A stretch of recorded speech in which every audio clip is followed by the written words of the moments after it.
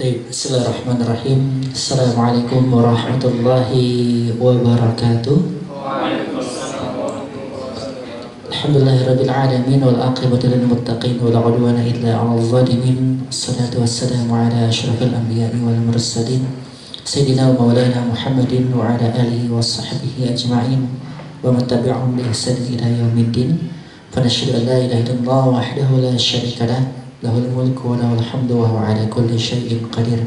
Faradina billahi rabba wa bil islami dina wa bi Muhammadin nabiyya wa rasulah. Allahumma anfa'na bima 'allamtana wa 'allimna ma yanfa'una. Allahumma la sahla illa ma ja'altahu sahla wa anta taj'alus sa'ba in syi'ta sahla. Rabbana hab lana min azwajina wa dhurriyyatina qurrata a'yun waj'alna lil muttaqina imama. Wassalatu wassalamu daimaini mutalazimaini bidawami mulkillah ala habibina al-mustafa sayyidina mujtaba Muhammad ibn Abdullah sallallahu alaihi wasallam wa ala alihi wa sahbihi wa man tabi'ahum bil huda ila yaumil qiyamah wa ba'd. Sehat semua saudara-saudara? Masih semangat ya? Masyaallah. Jadi kita berkumpul kali ini, insyaallah kita akan sama-sama tawassul bil haqqi wa tawassul bis sabri wa tawassul bil marhamah, saling memotivasi tentang bagaimana kita berinteraksi dengan Al-Qur'anul Karim. Namun mohon maaf, mungkin tadi sudah disampaikan ronde acaranya juga ya, dan mungkin nanti kita sampai sekitar ya setengah 12 atau mungkin sampai waktu azan lah ya. Dan mohon maaf saya juga mungkin tidak bisa berlama-lama karena setelah ini pun masih ada agenda sebagaimana saling-saling sekalian. Baik, Bapak Ibu, ada yang jadi Bapak-Bapak di sini ya? Tidak ada ya? Saudara yang dirahmati Allah Subhanahu wa Ta'ala, ada yang tahu nggak Al-Quran itu apa? Apa itu Al-Quran? Kalamullah, terus? Al-Quran secara bahasa kan artinya bacaan ya, sebagaimana kita ketahui bersama. Nah, secara istilah kalamullah al-munazzal an Nabi sallallahu alaihi wasallam al-mu'jiz bi lafzihi wal muta'abbad bi tilawatihi al-manqul ilaina bit tawatur. Al-Quran itu merupakan kalamullah. Dan ini merupakan kesepakatan para ulama Ahlus Sunnah wal Jamaah bahwa Al-Quran merupakan kalamullah, bukan makhluk. Perkataan dari Allah Subhanahu wa Ta'ala yang redaksinya dari Allah, maknanya pun dari Allah. Ini yang membedakan nantinya dengan hadis, baik itu hadis nabawi maupun hadis qudsi. Kalau hadis qudsi memang dia itu merupakan kalamullah ya, maknanya dari Allah tapi redaksinya dari Nabi Shallallahu Alaihi Wasallam. Kemudian kalau hadis nabawi ya maknanya dari Nabi, redaksinya pun dari Nabi Shallallahu Alaihi Wasallam. Maka Al-Quran itu merupakan kalamullah yang wajib kita imani. Al-muta'abbad bitilawatihi. Oleh karena ini merupakan kalamullah, maka setiap hurufnya itu merupakan bernilai ibadah ketika kita membacanya. Bahkan kata Rasulullah SAW dalam sabdanya, setiap hurufnya itu dikalikan bi'asyri hasanat, dengan 10 kebaikan. Sampai Rasulullah menegaskan wala aqulu alif lam mim harfun. Alif lam mim itu kan bukan satu huruf kata Rasul. Alif harfun, lam harfun, wa mim harfun. Berarti ada berapa huruf itu? 3 huruf. Kali 10 berapa? 30 kebaikan. Ini kalau kita mau hitung pahalanya ya. Ketika kita mengucapkan Yasin, berapa huruf itu? 20 kebaikan. Ketika kita mengucapkan Nun, berapa huruf itu? 10 kebaikan. Bismillahirrahmanirrahim. Berapa huruf? 19. Berarti berapa? 190 kebaikan. Ada yang tahu nggak Al-Baqarahnya berapa huruf itu? Banyak ya? Nah, nanti dihitung sendiri ya. Artinya betapa banyak pahala yang akan kita dapatkan, betapa banyak kebaikan yang Allah berikan kepada kita ketika kita membaca Al-Quran. Al-muta'abbad bitilawatihi, al-mu'jiz bilafzihi. Bahkan setiap lafaznya itu mengandung mukjizat. Mukjizat itu apa sih? Ya, ustaz-ustazah, nih ada murid nanya, Ustazah, mukjizat itu apa sih? Mukjizat Al-Quran itu gimana sih? Yang kita tahu kan kalau mukjizat itu kan sesuatu hal yang luar biasa ya. Tapi dari kata mukjizat sendiri sebenarnya ada suatu makna. Dari kata-kata ajiz atau i'jaz. Artinya apa? Melemahkan. Maksudnya apa? Melemahkan argumentasi para penentang atau orang-orang kafir yang memang tidak mempercayai Al-Quran itu sendiri. Bahkan orang-orang yang menentang itu akan dihinakan oleh Allah Subhanahu wa Ta'ala. Dan memang Al-Quran i'jaznya atau keistimewaannya mengandung arti tantangan tersendiri. Wa in kuntum fi raibin mimma nazzalna 'ala 'abdina fa'tu bi suratin min misli. Tadinya kan satu Quran dia sudah datangin tuh, nggak mampu, gitu ya. Kemudian setengahnya nggak mampu, ya sudah kalau nggak mampu, fa'tu bi suratin min misli, satu surat aja. Ada seorang penyair terkenal, ahli syair pada zaman tersebut yang bernama Amr bin Hisham. Tahu siapa Amr bin Hisham? Abu Jahal. Itu orang cerdas loh, jangan salah. Itu ahli syair. Walaupun sebutannya Abu Jahal, tapi itu orang cerdas. Orang yang pakar tentang syair. Ketika datang Al-Quran dengan balaghah yang sangat luar biasa, merasa tertantang. Ditantang pula sama Al-Quran kan? Kalau kamu memang ragu, coba bikin satu surat, kata Al-Quran. Akhirnya dia berusaha untuk bikin satu surat. Waktu itu sudah turun surat Al-Fil. Alam tara kaifa fa'ala rabbuka bi ashabil fil, yang menceritakan tentang pasukan Raja Abraha. Tahu nggak Raja Abraha dari mana? Dari Yaman. Asalnya dari mana? Dari Habasyah, yang merupakan panglima perangnya Raja Najasyi, yang diutus kepada Raja Himyar untuk membebaskan penduduk sana, karena Raja Himyar itu membakar habis orang-orang yang tidak mau mengakui sebagai Tuhan, yang disebut Ashabul Ukhdud. Masih nyambung tuh ceritanya. Nah, Amr bin Hisham atau Abu Jahal ini pengen membuktikan kecerdasannya melawan Al-Quran. Maka dia pun bikin surat Al-Fil. Tahu bunyinya kayak gimana? Al-Fil, Mal-Fil, wa ma adraka mal-Fil, rijluhu tawil, jismuhu kabir, walahu zail. Gajah. Apa itu gajah? Dan tahukah kamu apa itu gajah? Kakinya panjang, badannya besar, punya belalai. Anak TK juga tahu. Makanya kata orang-orang sekitarnya, waihak, celaka kamu wahai Abu Jahal. Kenapa kok kamu jadi bodoh seperti itu? Setahu kami kamu tuh ahli syair, kok jadi bodoh seperti itu? Maksudnya apa? Ketika menghadapi Al-Quran kok jadi bodoh seperti itu? Karena Al-Quran itu akan memuliakan siapapun yang memuliakannya dan menghinakan siapapun yang menghinakannya. Itulah Al-Quran. Al-mu'jiz bilafzihi, selain al-muta'abbad bitilawatihi. Al-munazzal an-nabi sallallahu alaihi wasallam, yang Allah turunkan munajjaman, secara berangsur-angsur. Ini sedikit saya sampaikan pengetahuan ya. Dalam Al-Quran itu ada dua kata yang menunjukkan arti menurunkan. Ada kata-kata anzala, ada kata-kata nazzala. Semuanya kalau diartikan dalam bahasa Indonesia itu artinya menurunkan. Baik anzala menurunkan, baik nazzala juga menurunkan. Bedanya di mana? Kalau anzala wa akhwatuha, anzala, anzaltu, anzalna, unzila, inzal, itu Allah menurunkan Al-Quran satu kesatuan. Maksudnya apa? Kalau bahasa kita satu kitab langsung dari Al-Fatihah sampai An-Nas dalam satu waktu. Sementara nazzala wa akhwatuha, nazzala, nazzalna, nazzaltu, yunazzilu, tanzilan, itu artinya apa? Allah menurunkan secara berangsur-angsur, bertahap, tidak langsung satu kesatuan. Maka dalam Al-Quran, Allah Subhanahu wa Ta'ala menurunkan Al-Quran satu kesatuan secara langsung.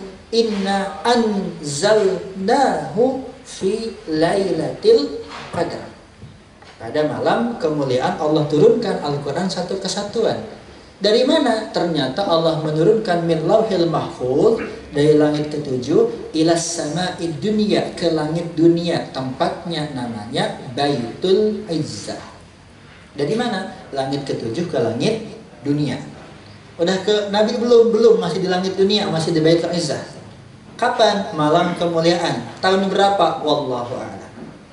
Yang pasti sebelum Nabi diutus, bahkan mungkin bisa jadi sebelum Nabi Adam diturunkan ke bumi, bisa jadi. Tapi yang pasti pada malam kemuliaan. Itu satu kesatuan.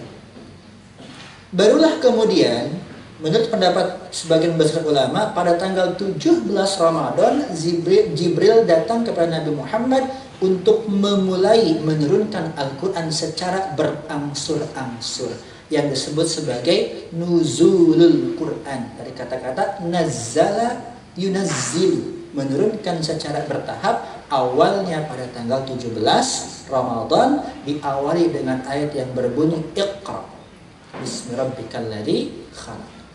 Dan Allah turunkan Al-Quran munajjaman secara bertahap selama kurang lebih 23 tahun. Ada yang merinci 22 tahun, 2 bulan, 22 hari. Ayat yang pertama turun bunyinya Iqra.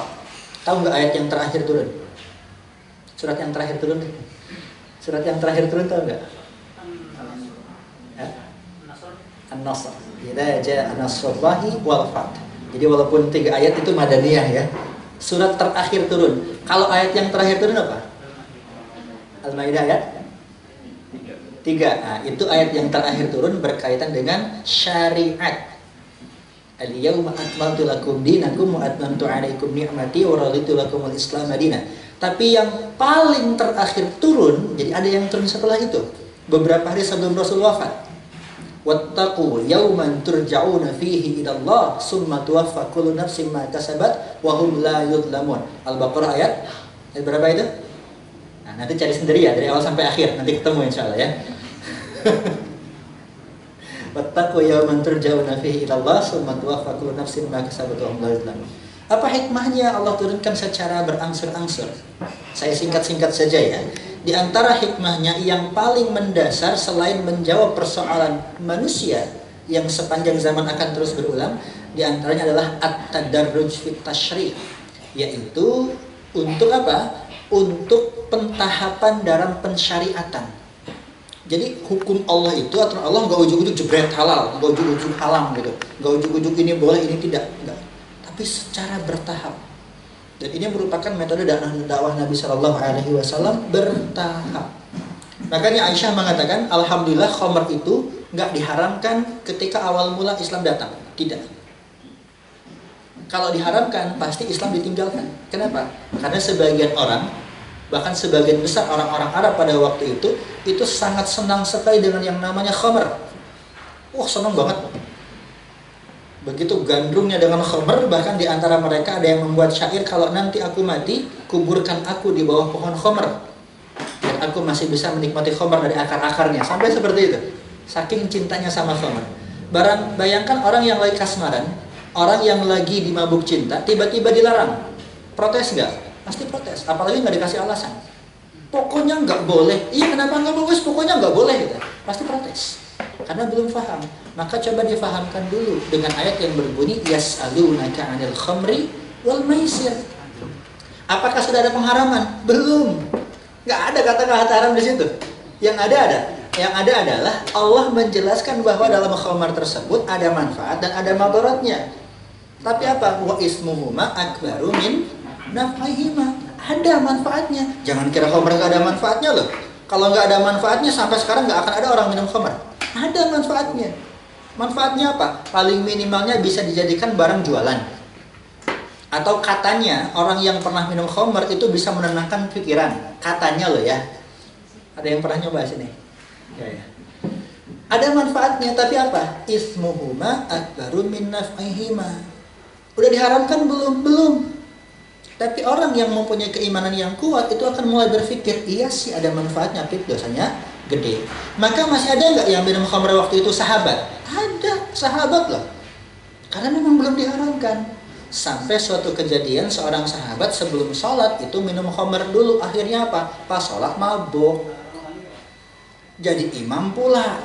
Ketika jadi imam, otaknya mulahbat itu apa ya? Kacau gitu. Akhirnya baca Qur'annya itu nggak jelas. Kebolak-balik, nggak jelas kemana. Bahkan kalau bahasa kita mungkin dibaca Al-Kafirun nih nggak ketemu ujungnya nih. Wala antum wala ana balik lagi di situ. Karena apa? Otaknya kacau.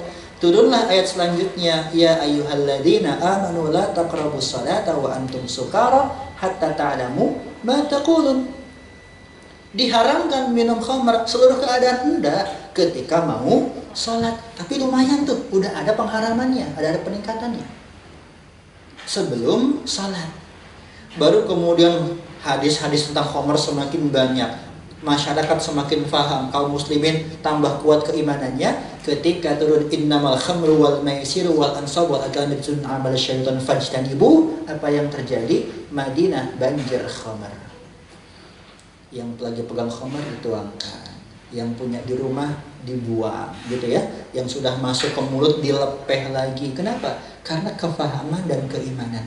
Itu syariat itu seperti itu, bertahap. Jadi kalau kita berdakwah pun begitu, bertahap gitu.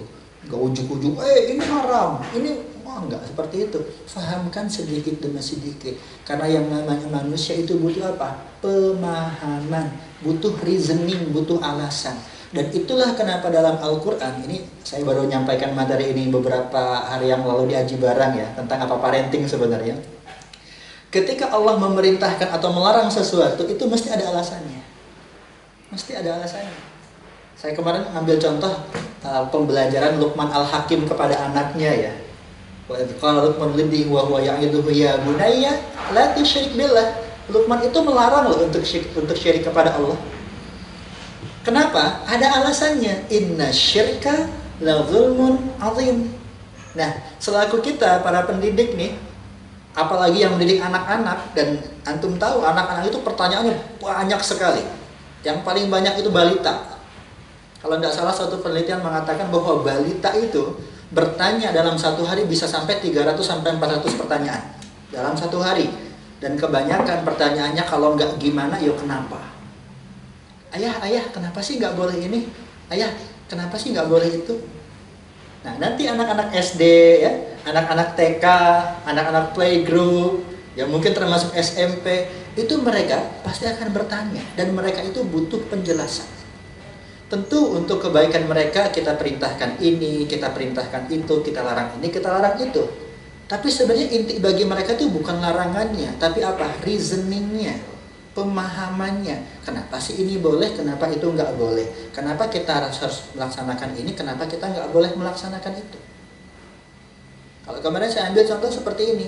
Misalkan ada anak main pisau. Kita tahu pisau itu berbahaya, kita larang. Nak, jangan main pisau. Pisaunya ditaruh tanpa kita kasih alasan. Pas kita pergi, mungkin nggak main pisau lagi? Mungkin. Kenapa? Wong taunya dilarang sama bapak kok. Bapak udah nggak ada, ibu udah nggak ada, berarti nggak ada yang larang dong main pisau lagi. Jadi taunya dilarang. Ketika ada yang melarang, ketika yang melarang nggak ada, ya sudah. Karena dia nggak paham. Karena kita nggak pahamkan. Coba pakai metode Al-Quran. Nah, jangan main pisau.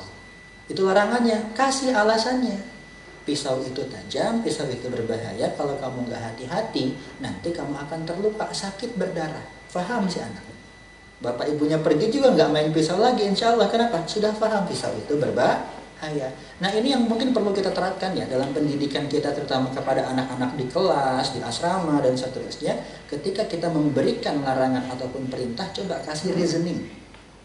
Ya, kita kasih reasoning. Dan luar biasanya yang namanya anak-anak itu mesin fotokopi paling luar biasa. Mereka akan memfoto dan mengcopy apa yang kita lakukan, apa yang kita sampaikan, dan apa yang kita contohkan. Makanya usia mereka itu sebenarnya lebih membutuhkan keteladanan. Dikasih tahu dulu. Kalau masih usia SMA ke atas mungkin sudah mulai berinisiatif gitu ya.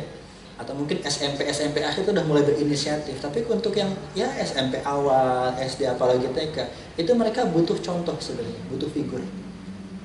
Makanya ketika kita menunjukkan sesuatu, tunjukkanlah sesuatu yang baik untuk diikuti. Karena man sanna fil islami sunnatan hasanatan falahu ajruha wa ajru man amila biha. Dia akan mendapatkan pahala yang terus mengalir gitu ya, baik yang dia lakukan maupun pahala orang yang ikut melakukan perbuatan tersebut. Baik, kembali kepada Al-Quranul Karim. Semuanya mungkin sudah mengetahui hadis yang sangat terkenal. Khairukum man ta'allamal Qur'ana wa 'allamahu. Sebaik-baik kalian adalah orang yang apa? Ta'allama, belajar, mempelajari Al-Quran, wa 'allamahu, dan mengajarkan. Khairukum man ta'allama al-Qur'an, ini berkaitan dengan hadis yang berbunyi wa ma ijtama'a qaumun fi baitin min buyutillah yatluna kitaballah wa yatadarasunahu fima bainahum illa nazalat 'alaihimus sakinah wa haffathumul malaika wa ghasyiyatuhumur rahmah wa dzakarahumullahu fi man 'indah. Sudah hafal semua mungkin hadis itu. Keutamaan belajar di majelis ilmu. Dalam hadis itu apa? Yatluna kitaballah wa yatadarasunahu fima bainahum. Sebenarnya hadis ini berkaitan dengan majelis ilmu apapun, mau majelis ilmu hadis, mau majelis ilmu sirah, mau majelis ilmu matematika, mau majelis ilmu apapun, semua keutamaan ada di situ. Ilmu yang bermanfaat. Tapi ada kata-kata yatluna kitaballah, apalagi ketika kita belajar Al-Qur'an dan mempelajarinya. Maka keutamaannya sangat-sangat besar sekali. Man ta'allama Al-Qur'an. Membaca Al-Qur'an saja tadi kan kita katakan dalam hadis 10 kebaikan. Man qara'a Al-Qur'ana wa huwa mahirun ma'as safratul kalamil barara. Barang siapa membaca Al-Qur'an mahir, dia dapat pahala kemuliaan seperti malaikat yang utama.